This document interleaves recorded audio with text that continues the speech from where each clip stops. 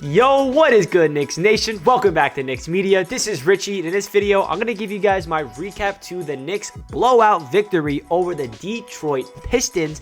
I'm excited to get into this video. I'm sorry I've not posted a recap video all week because this was my birthday week. I turned 23 on Thursday, April 1st, so I was very busy. I had a lot of things planned, so I was unable to make any videos after our losses, but I'm definitely making sure I can make a video tonight because we blow out a team like the Detroit Pistons, and I'm happy we did because this was one game where if we lost, it would have been a big deal. So before I hop into this video, I just want to mention, if you guys are new to Knicks Media, do not forget to hit that subscribe button. If you guys want to check me out over on Instagram and Twitter, you guys know where to find me at nyknicks_media. And if you guys enjoyed the video, please do not forget to thumbs it up. With that being said, let's jump right into this amazing recap video about the New York Knicks. So Julius Randle starts off the game scorching hot, 20 points in the first quarter. Reggie Bullock scorching hot throughout the entire game. This is just an overall great effort from the New York Knicks from top to bottom. We got to see, I think, every single player active today play, because at the end of the game, we got a rotation of Kevin Knox, Frank Ntilikina, Jared Harper, Norvell Peel. He came in and dislocated his finger and had 2 emphatic blocks at the end of the game. And Theo Pinson got in the game. When you see that lineup, that means it's a good thing. It's either we're getting blown out and the lineup's in, or we're the ones that is given the beating, and that's exactly what happened. So luckily the Knicks took care of business tonight because we knew that if we lost this game, it would have been a big deal. And we lost to the Minnesota Timberwolves, who is the worst team in the NBA record-wise. So we knew going into this, it's not guaranteed, because after that Timberwolves game, it kind of woke us up thinking like, wait, maybe we're not the team that can beat up on every single game that we're supposed to win. And luckily, we came out and just blew them out of the waters from the beginning. I was hoping that it would be like that. I did not want to see another stressful game, going down to the wire, grinding it out, but this was just a massacre. We were up by like 41-16 or something like that at some point, and the Knicks won by a large margin, easily their most biggest win so far this season in terms of points scored against, you know what I mean? So the Knicks just overall dominated, and now we're going up against the Brooklyn Nets, and then the Boston Celtics, and then the Memphis Grizzlies, a game that I will be actually at. So we got a little tough stretch ahead of us with the Brooklyn Nets in particular, but man, this game was one of those games that we knew that it needed to be a dub. These are the games we're supposed to win, and we were losing some games that we were supposed to win previously, like against the Timberwolves. I feel like we could have beat the Mavericks, but we fell apart in the fourth quarter against them in the second half, really. It was just an ugly game last night against Luka Doncic and Kristaps Porzingis from the Knicks.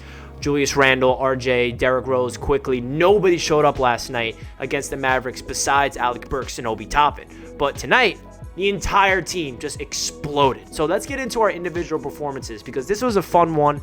Julius Randle, like I mentioned, he finished with 29 points, 8 rebounds, 3 assists, 9 of 16 from the field, and 5 3-pointers, finishing with a plus-minus of a plus 25. That's what you love to see from Julius. He had probably his worst game of the season last night against the Mavericks, so you wanted to see him bounce back. He just absolutely went off in the first quarter, 20 points, had 4 threes, and then he cooled off because he didn't really need to do anything scoring for the rest of the game, so he just went back to his roots of passing the ball and playing defense, and he did his thing. And we needed to see this from Julius because after he had that little injury, he missed a game with that bruised thigh, and he got rid of the braids. Julius has kind of been on a little cold streak. He's just not that all-star Julius Randle for the past 4 games that we saw. So it's really good to see Julius get back to that way that we're used to of Julius being an all-star, putting the team on his back, being the number 1 option, putting the ball in the rim at an efficient level, getting his teammates involved, rebounding, and doing everything. And Julius Randle just exploded out of the gate.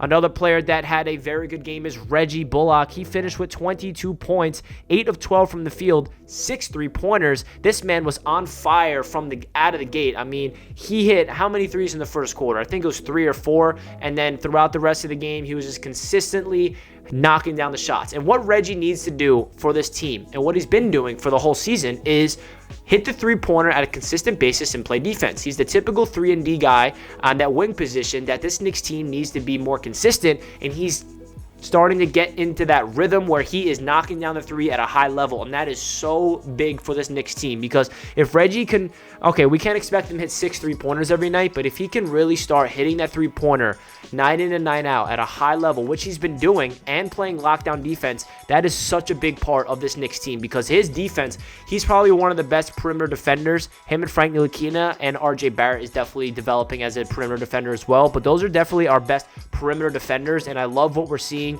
from Reggie when it comes to shooting the ball from beyond the arc and playing defense. Now let's get into RJ Barrett. RJ finished with 14 points, 4 assists, and had a very efficient night. He didn't need to shoot the ball that much because we were winning by so much. He shot 5 of 7 from the field, 1 block shot, 2 steals, 1 of 1 from 3-point land, and he just had a very efficient game. He did not really need to do anything tonight. He really understood, okay, Julius is hot. I'm going to feed him the rock. I'm going to get to my spots. He hit a couple mid-range jumpers. He hit his 3-point jump shot that he shot, and then he drove to the rim, absorbed contact, and he also facilitated the rock with 4 assists. So RJ Barrett, he had a very good game. It's good to see him because just like Julius last night, RJ did not shoot the ball well at all. So he only shot the ball 7 times, but you want to see him shoot efficiently if he does so, because he's been a little streaky with his scoring. I feel like RJ Barrett, he's getting points, but recently he's been a little less inefficient than we would like to see from RJ, so it's good to see him get back to his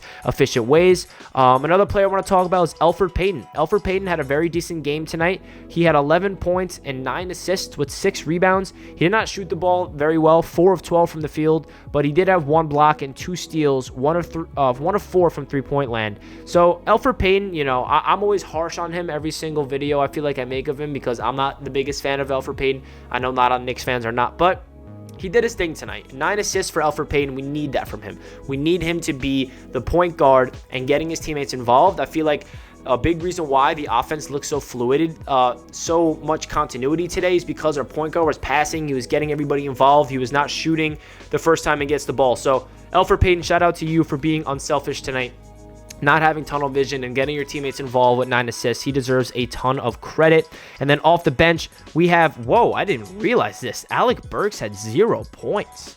That's crazy. Alec Burks had 0 points, and we won by 40-plus points. He shot the ball only twice, 0 for 2, but that's crazy because Alec Burks has been probably our most consistent player off the bench all season long. He was the only player that did well last night besides Obi Toppin, and he finished with 0, only shooting the ball twice, and we still blew out the Pistons. Yes, I know the Pistons are a terrible team, but still, that's pretty interesting.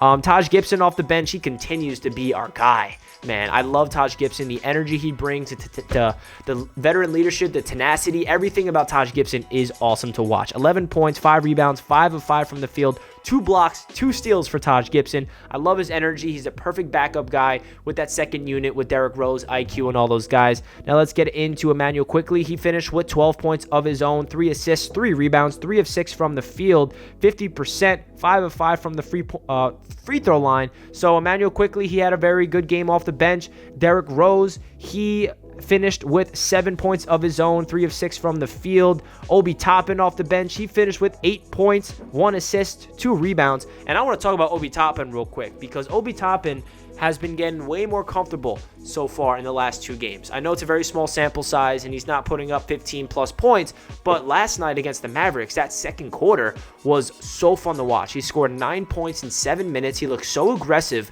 He had a lot of confidence driving to the rim, finishing through contact, had a crazy acrobatic and one, had a nice beautiful mid-range pull-up, and then he finished it up with a putback emphatic left-handed dunk over Porzingis against the Mavericks. That was amazing to see. And then tonight he follows it up with another aggressive performance, driving to the rim, pulling up from 3. He hit a 3-pointer, and he had a nice mid-range jump shot as well. So Obi Toppin, he's getting more comfortable. I feel like he's coming along, and he's one of those guys that we cannot expect to just explode off the gate, because I feel like we had a lot of high expectations for Obi since he's a very old rookie. If you compare him to a 19-year-old, you know, he's 22, 23 years old, and he won College Player of the Year. So obviously our expectations were high for Obi Toppin, and he has not hit that level where we're looking at him thinking like, wow, that is a stud. but he's slowly coming along, and I'm loving the strides I'm seeing from Obi Toppin. I always said I feel like he needs a point guard on the floor with him to really get him involved, and now Derrick Rose is back on the floor, and we're seeing a different Obi Toppin, and I love what I'm seeing from him. So hopefully he can continue to get more comfortable on the floor. And then lastly, let's talk about the situational players that came in at the end. Kevin Knox. 3 3-pointers for Kev. He shot 3 of 3 from the field, all from beyond the arc, 9 points. You guys know me. I love Kevin Knox. I wish he got more minutes. I wish they can find some type of role for him, but he does not fit on this roster, I guess, in terms of getting those minutes every single night. But it's good to see him come in there, even though we're blowing them out. Kevin Knox goes out there and hits 3 3-pointers. Does it mean anything? No, but I love to talk about it because Kevin Knox is my guy. I just love him, and I feel like that when he does get the opportunity, he does show what he's worth. And he is a lights-out shooter from beyond the arc. He's shooting above 40%, and if we ever have any type of injury, I am confident in Kevin Knox to come in and get some minutes and just shoot the ball well from beyond the arc. That's really what his role is on this Knicks team. He struggles driving to the rim at times, but he's very consistent from beyond the arc. And then we got a lot of situational minutes as well. You know, Peel, he's the guy that came in at the end. He made his Knicks debut. He dislocated his finger, like I mentioned earlier. It was really gruesome to watch. And then he backs it up. He hits a free throw, and then he has 2 emphatic blocks at the rim, gets the rebound. That's a guy that I would love to have on my squad. Hopefully that finger's not too banged up and he can be, on the roster for the next couple of at least 9 days because he signed a 10-day contract. But I like that signing because he is a rim protector. He showed that in that one sequence where he just blocked 2 people in a row. So that really does it for my recap of my, the Knicks victory over the Detroit Pistons. I gave you guys my individual performances, my overall thoughts on the Knicks team tonight. They just played very well collectively, defensively, offensively. Tom Thibodeau knew that he needed to get this W because now we're going up against the Brooklyn Nets. So that does it for this video. Hope you guys enjoyed. Comment down below a Statue of Liberty emoji if you watched all the way until the end. And I appreciate all the support here on Knicks Media. I'm very close to hitting 6,000 subscribers, and I'm excited to hit that milestone because that will mean a lot to me. I appreciate all the support. You guys are the best. Knicks Nation, I love you guys. Let's go Knicks, and I'll catch you guys in my next one. Peace.